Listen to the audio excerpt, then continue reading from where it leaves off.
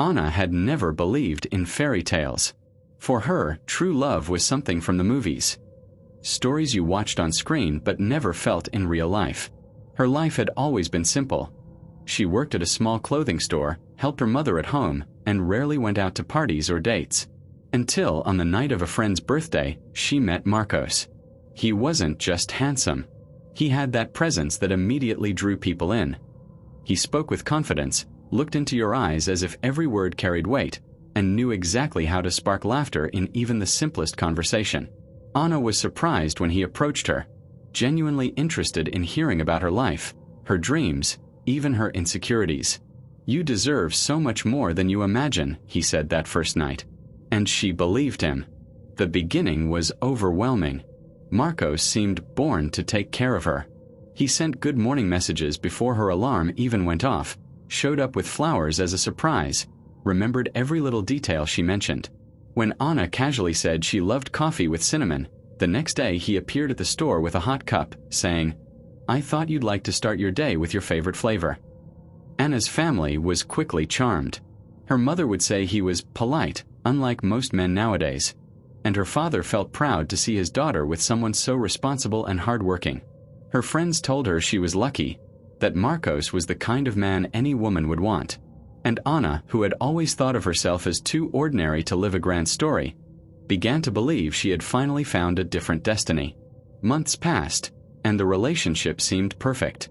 Marcos treated her like a princess, took her to restaurants she would never have dared to enter alone, made travel plans, spoke of marriage, children, and a lifetime together.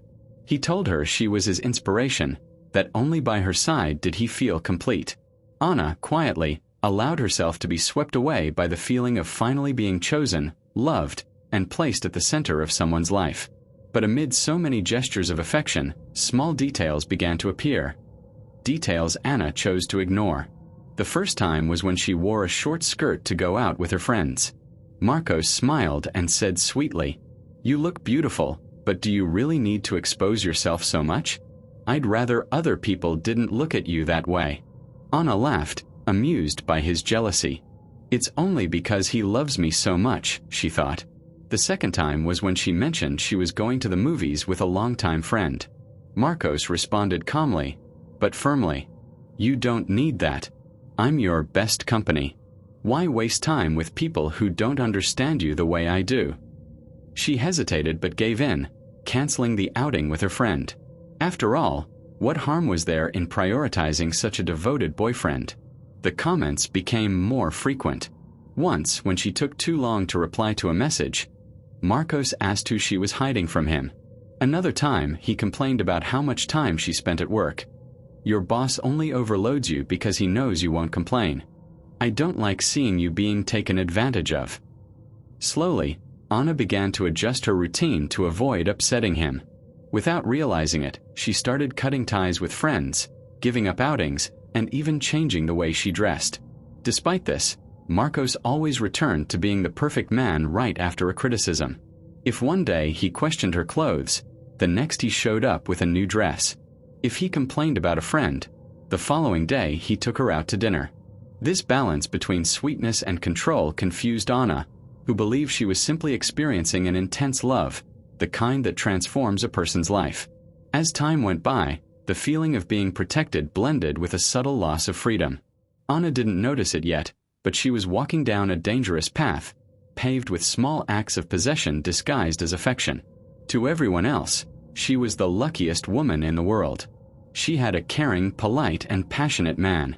But behind closed doors, a silent game of manipulation was beginning. A game that, little by little, would shape her behavior, her thoughts, and even her identity. What Anna didn't know yet was that behind Marcos's seemingly protective smile hid a darker side.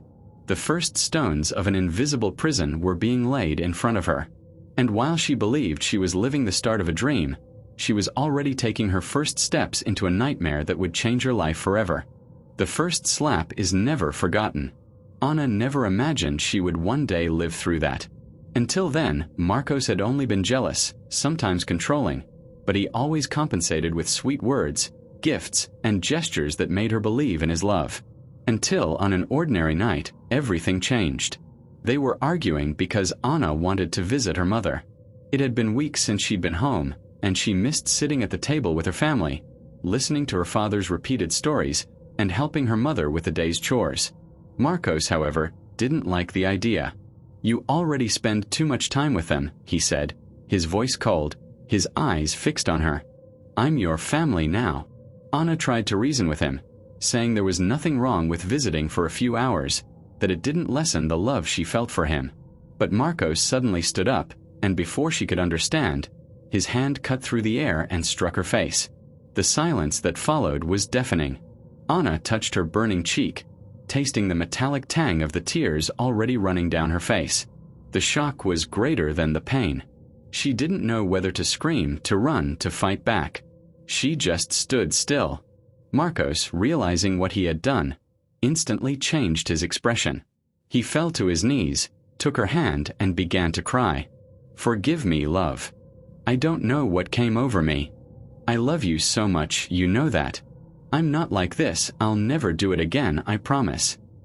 And Anna, still stunned, believed him. She wanted to believe. After all, everyone makes mistakes, and Marcos had always been so good to her. It was just a moment of anger, just a slip-up, she repeated to herself as she held him, trying to convince her heart to forget that moment. But what she didn't know was that the first slap is always a turning point. After it, nothing is ever the same again.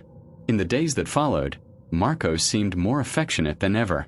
He brought flowers, cooked dinner, praised every little thing about Anna. Even with the purple bruise still visible on her face, she chose to hide the truth from her family and friends. She invented stories, that she had tripped, that she had accidentally hit the cabinet door. It was easier to lie than to face the avalanche of questions and judgment that would come. Not long after, another incident happened. This time, because she had taken too long to reply to a message. Marcos stormed into the house, furious, shouting that she disrespected him, that she owed him explanations for every minute of her day. Anna tried to defend herself, but he shoved her against the wall. The physical shock was harsh, but the worst part was psychological. Feeling guilty for something she hadn't done. Once again, after the attack came the apologies. The tears, the promises of change, the declarations of love. Anna, torn between fear and the desire to believe, once again gave in. And so began the silent cycle of violence. The pattern repeated itself. Jealousy, criticism, aggression, remorse, reconciliation. Always stronger, always more painful. Anna began to live in constant alert, trying to predict Marcos's moods, choosing her words carefully, changing her behavior to avoid upsetting him. Her world began to shrink. The isolation, which once seemed like just a detail, became permanent. Her friends no longer called often, tired of hearing excuses for canceled plans. Her family grew suspicious, but Anna always found reasons not to visit. "I'm tired. Marcos isn't feeling well. We're busy." The truth was she no longer had the strength to face questions or raise suspicions. Inside the house, Marcos controlled every aspect of her life. He decided what she wore, who she talked to, even how long she could spend in the shower. When he was in a good mood, the atmosphere was almost normal, and Anna had the false sense that everything was under control. But one small, unexpected detail was enough to unleash his rage. Over time, Anna's very identity began to dissolve. Once cheerful, outgoing, and full of dreams, she now lived in silence, afraid of provoking unpredictable reactions. Her body carried marks hidden under long sleeves, and her soul was becoming a maze of pain and confusion. One night, after yet another assault, she locked herself in the bathroom. Sitting on the cold floor, hugging her knees, she looked at her reflection in the mirror. The woman staring back seemed like a stranger. Lifeless eyes, bruised skin, a defeated expression. In that moment, Anna caught a glimpse of the truth. The man who claimed to love her was no prince. He was the executioner trapping her in a nightmare she didn't know how to escape. And yet, part of her still clung to the hope that Marcos would change. After all, he always said he loved her, that he couldn't live without her. And Anna, weakened, believed that maybe if she were patient, if she were understanding, she could bring back the caring man from the beginning. What she didn't know was that the longer she stayed, the deeper she would sink into the cycle of violence. And with each day she remained silent, she came closer not only to losing her happiness, but also her very life. Time passed, and what once were sporadic assaults turned into routine. Marcos no longer needed big reasons to lose control. A glass left in the sink, a late reply to a message, a glance he interpreted as disrespect. Any small detail was enough to ignite his fury. Anna lived in a constant state of alert, as if walking on broken glass with every step. The house, which should have been her refuge, had become a silent prison. The walls seemed to absorb the screams, and the rooms held memories of every night of terror. The marks on her body were no longer easy to hide. Long clothes, even in the heat, couldn't disguise the purple bruises on her arms and legs. At work, she claimed she had fallen down the stairs, tripped on the rug, or hit the corner of a table. Some colleagues suspected, but no one had the courage to confront her directly. And Anna, ashamed, preferred to sustain the lie rather than admit the truth. The isolation had become complete. Anna no longer answered her mother's calls, avoided replying to her friends' messages, and when someone showed up unexpectedly, she made up excuses not to open the door. Marcos had achieved what he wanted, to make her invisible to the world. The physical assaults were brutal, but the psychological terror was even more devastating. Marcos knew exactly how to wound her without lifting a hand. He told her she was nothing without him, that she would never be able to live alone, that no one would ever love her the way he did. "You're weak, Anna. Useless. If I leave you, you'll end up alone begging in the streets," he said, looking straight into her eyes. Those words cut her in a way that felt irreversible. Over time, Anna began to believe he might be right, that she truly couldn't survive without him. Her self-esteem had been crushed, and her inner voice silenced. The breaking point came on a winter night. Anna had prepared dinner, but Marcos came home drunk, his eyes filled with rage. He threw the plate against the wall, shattering it and scattering food across the floor. "This is what you call food? You're not even good enough to cook," he shouted before grabbing her by the hair and slamming her against the table. Anna fell to the floor, dazed, tasting blood in her mouth. She tried to get up, but he gripped her arms, squeezing so hard he left deep marks. "If you ever try to leave me, I swear there'll be nothing left of you. Or your family. Do you understand?" In that moment, fear surpassed all limits. It wasn't only her own life at risk, but also the lives of those she loved. Marcos had planted a bomb in her heart, the terrifying thought that if she sought help, she would put everyone in danger. Anna began living like a shadow. She slept little, her body always sore and her mind exhausted. She cried in secret in the bathroom, muffling her sobs so he wouldn't hear. She felt trapped in a cage with no escape, as if she had lost the right to exist. One day, during another argument, Marcos lunged at her with such violence that Anna believed it was the end. He shoved her against the wall, wrapped his hands around her neck and squeezed. Air began to fade, her vision blurred, and for a brief moment, she was certain she wouldn't see the light of another day. When he finally let go, Anna collapsed to the floor, gasping, her eyes filled with tears. Marcos, as always, immediately fell to his knees, crying and begging for forgiveness. "I don't know what happens to me. I love you, I can't live without you. I just go crazy at the thought of losing you." But in that instant, something inside her had changed. For the first time, Anna felt she could no longer fool herself. This wasn't love. There was no tenderness, no care, no protection. There was only control, fear, and destruction. That night, looking in the mirror, Anna hardly recognized the woman staring back. The swollen eyes, the bruises, the extreme exhaustion. It was as if her soul had been stripped away piece by piece. And for the first time, a question began to echo inside her. How long until he really kills me? That question never left her in peace. The days that followed were silent, but within Anna, something long dormant began to awaken, a will to survive. She didn't know how, she didn't know when, but she began to realize that if she did nothing, the end would be inevitable. It was like being at the bottom of a dark, cold, damp pit. Every attempt to climb was stopped by hands pulling her back down. But now, in Anna's heart, a small flame was flickering. Weak, almost extinguished, but enough to illuminate one thought. Maybe there was still a way out. And it was that flame that, little by little, would prepare her for the hardest decision of her life: to break free from Marcos, even if it meant risking everything. Anna never forgot the night she almost lost her life. The feeling of Marcos's hands tightening around her neck continued to haunt her in her dreams, a living reminder that if she didn't make a decision soon, there would be no more time. For days, she lived in silence, afraid even to breathe too loudly. She watched his every move, every shift in mood, like someone trying to predict an earthquake. But inside her, something had changed. The fear hadn't vanished, but now it was accompanied by something new: the instinct to survive. Anna began to plan in secret. She saved coins she found at the bottom of her purse, jotted down phone numbers in hiding, memorized escape routes. It was like waging an invisible war inside her own home, where every gesture had to be calculated so as not to arouse suspicion. The opportunity came on a morning that seemed ordinary. Marcos had left for work, and Anna, alone, took a deep breath. With trembling hands, she picked up the phone and dialed a number she had seen in a pamphlet left at the health clinic: the Women's Support Center for Victims of Domestic Violence. On the other end of the line, a calm and steady voice answered. "Are you safe right now?" the attendant asked. Anna cried. She cried like she hadn't in months. Between sobs, she told part of her story, unable to share every detail.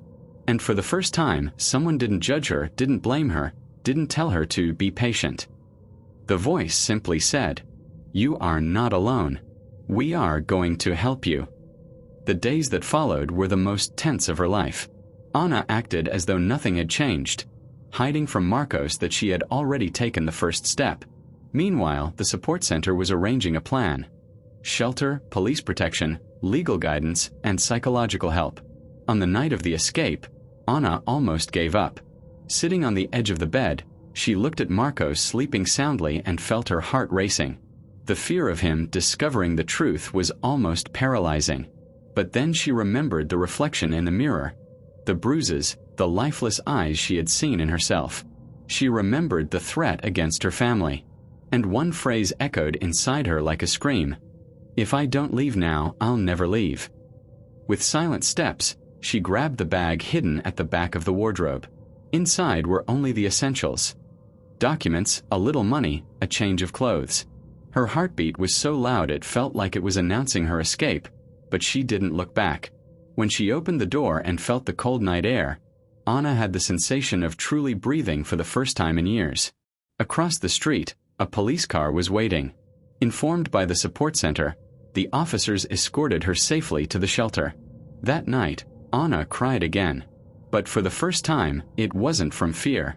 It was from relief. The process wasn't easy.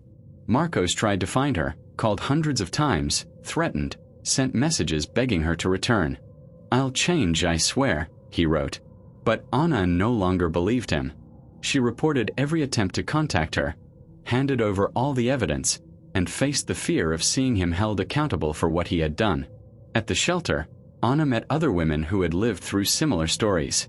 Each carried different scars, but all shared the same pain, and the same hope of rebuilding their lives. There, Anna understood that she was not alone. With psychological support, she began to recover her self-esteem. She discovered she still had dreams, that she was still capable of smiling. With legal guidance, she filed charges against Marcos. With social assistance, she found a new job and slowly began to rebuild her life.